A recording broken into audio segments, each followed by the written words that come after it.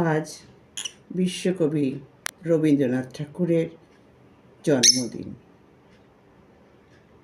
কবির জন্মদিনে আমি কবির লেখা একটি কবিতা দুঃখহারি পাঠ করে শোনাচ্ছি।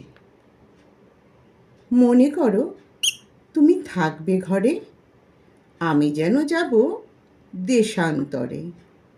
ঘাটে আমার বাঁধা আছে তরি, জিনিসপত্র নিয়েছি সব ভরি। ভালো করে দেখ তো মনে করি, কি এনে মা দেব তোমার তরে।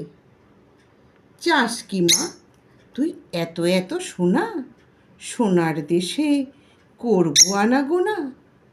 সোনামতি নদীর তীরের কাছে সোনার ফসল মাঠে ফলে আছে। সোনার চাপা ফোটে সেথায় গাছে, না কুড়িয়ে আমি তো ফিরব না। পড়তে কি চাস মুক্ত গেথে হাড়ে, জাহাজ বেয়ে যাব সাগর পাড়ে।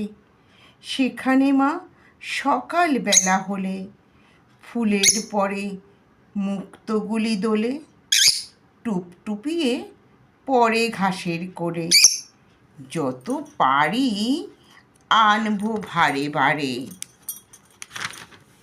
দাদার জন্য আনবো মেঘে ওরা, পক্ষীরাজের বাচ্চা দুটি ঘোড়া।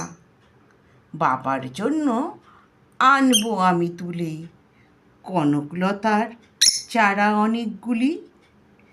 তোর তরে মা দেব কৌটো খুলি, 7 রাজার ধন মানিক একটি জোড়া।